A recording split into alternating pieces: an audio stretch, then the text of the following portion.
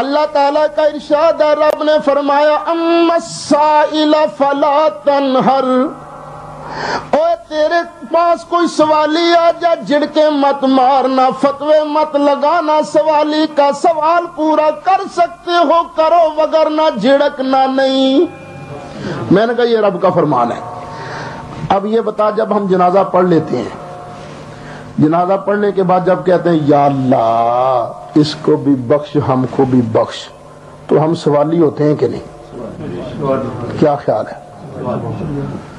تو اللہ ہمیں کیا کہتا ہے؟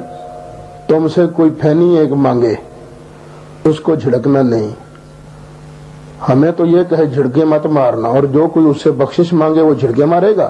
آیا کیا وہ جھڑکے گا؟ نہیں۔ دوسرا سید اسد نے عرض کی، اللہ تعالیٰ فرماتا ہے کوئی تم سے 5 روپے مانگے، 10 روپے مانگے، 100 روپیہ مانگے، دے سکتے ہو دو، نہیں دے سکتے مت دو، لیکن جھڑکے نہ مارنا۔ ارے جنازے کے بعد ہم کوئی تیرے در کے سوالی تھوڑے ہوتے ہیں، ہم تو اس در کے سوالی بنتے ہیں جس نے ساری کائنات کو پیدا کیا، تو جو اللہ کے در کا سوالی بن جائے اس کو جھڑکنے مارنا کبھی بھی جائز ہو سکتا نہیں۔ وہ مولوی صاحب بڑا کہنے لگا ہے اس میں کوئی جنازے کے بعد دعا کا ذکر ہے؟ میں نے کہا چھوڑ، جنازے کے بعد دعا کا ذکر ہے یا نہیں مجھے اتنا بتا، جنازے کے بعد اللہ سے بخشش مانگنے والا سوالی ہوتا ہے کہ نہیں ہوتا؟ بس پھر صم بکم عمی فہم لا یرجعون۔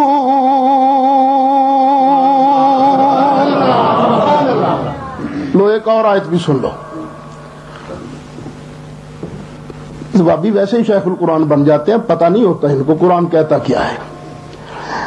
اللہ فرماتا فاذکرونی اذکرکم، تم مجھے یاد کرو تو میں، یہ کس کا وعدہ ہے؟ سید اسد کسی کے ساتھ وعدہ کرے وعدہ غلط ہو سکتا ہے، تم وعدہ کرو وعدہ ہو سکتا پورا نہ کر سکو، کیونکہ میں بھی مجبور تو بھی مجبور، لیکن میرا اللہ تو مجبور نہیں۔ اللہ نے تیرے میرے ساتھ وعدہ کیا، اے بندے فاذکرونی اذکرکم واشکرونی ولا تکفرون۔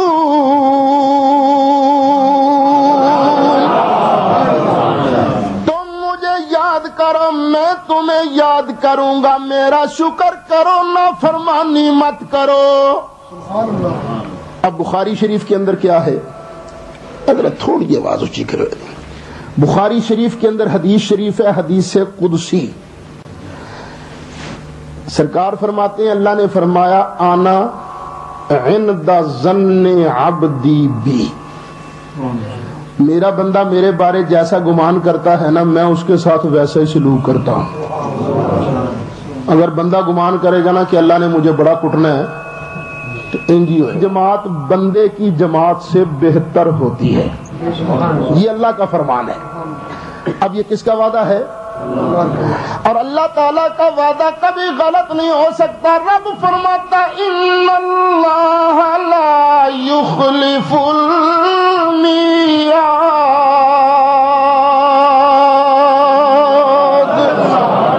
اوے اللہ کا وعدہ تو غلط نہیں ہو سکتا۔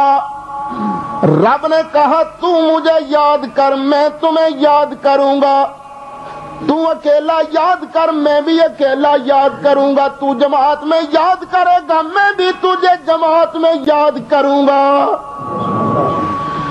اب کیا خیال ہے جنازے کے بعد جب ہم دعا مانگتے ہیں تو دعا وہاں اکیلے مانگتے ہیں یا جماعت میں؟ پوری جماعت میں۔ اور اللہ کو یاد کرتے ہیں کہ نہیں؟ کس کو یاد کرتے ہیں؟ اللہم، بات یہاں سے شروع ہوتی ہے، بسم اللہ الرحمن الرحیم، اللہم صلی علی، پھر یا اللہ بخش دے، اللہم اغفر لحینا، یا اللہ اس کو بھی بخش ہم کو بھی بخش۔ کس کو یاد کرتے ہیں؟ تو میں نے بڑا پوچھا مناظرے میں، میں نے کہا مولوی صاحب مجھے اتنا بتا، جب ہم جنازے کے بعد مومنوں کی جماعت میں اللہ کو یاد کرتے ہیں بخشش مانگتے ہیں تو کیا اللہ اس وقت فرشتوں کی جماعت میں ہمیں یاد فرماتا ہے کہ نہیں فرماتا؟ بس اتنا بتا دو. اللہ جانتا سم بکم عمی فہم لا یرجعون.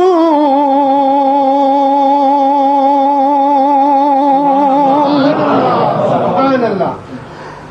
پھر بعض لوگ کہیں گے نہیں صاحب یہ دین تو صحابہ کا اچھا نہیں تھا.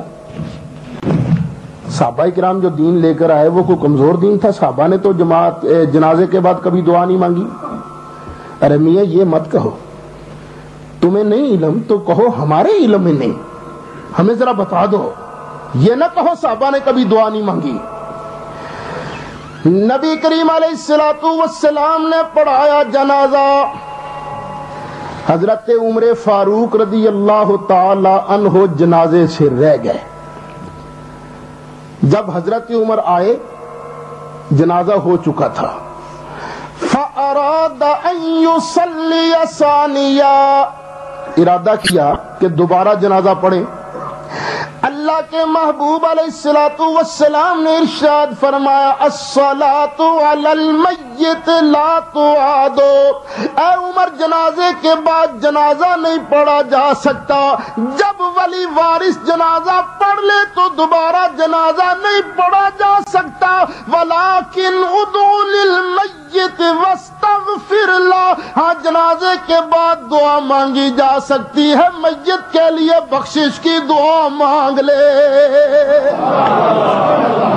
لو پتا چلا جنازے کے بعد جنازہ نہیں، جنازے کے بعد دعا مانگی جا سکتی ہے. تو یاد رکھو جب تک ولی وارث جنازہ نہ پڑھ لے جنازے پڑھے جا سکتے ہیں، لیکن جب ولی وارث جنازہ پڑھ لے تو پھر دوبارہ جنازہ جائز نہیں. چلیے اب دوسری حدیث سنیے. جنازہ تھا خود حضرت عمر فاروق کا رضی اللہ عنہ. حضرت عمر فاروق کے رضی اللہ عنہ کے جنازے سے پیچھے رہ گئے حضرت عبداللہ بن سلام رضی اللہ عنہ.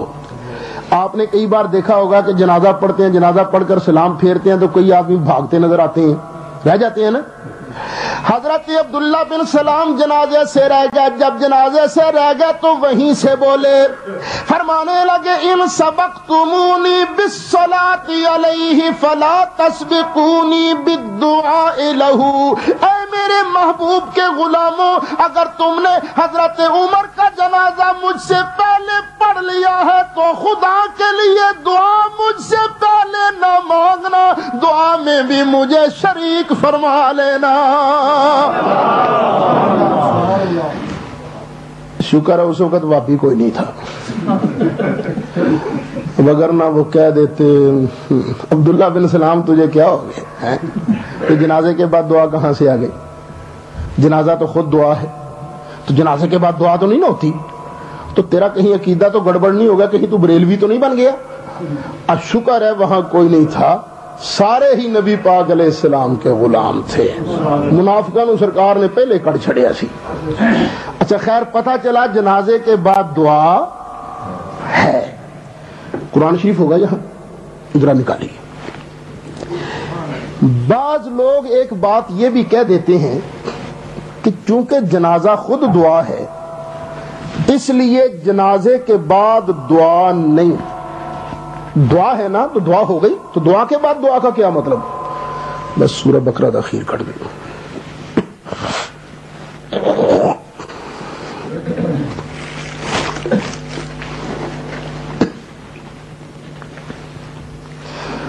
یہ میں آپ کے سامنے چند آیتیں پڑھتا ہوں، بس ٹھیک ہے. یہ میرے ہاتھ میں قرآن شریف ہے، تیسرا پارہ ہے سورہ بقرہ کی آخری آیت ہے. اللہ تعالیٰ بندوں کو دعا سکھاتا ہے کہ دعا مانگا کرو.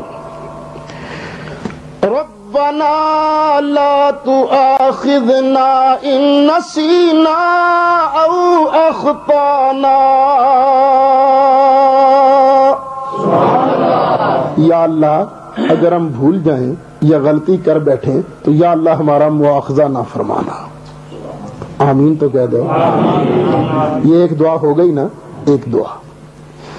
اگر دعا کے بعد دعا نجائز ہوتی، حرام ہوتی، اس کے بعد اللہ دوسری دعا نہ سکھاتا۔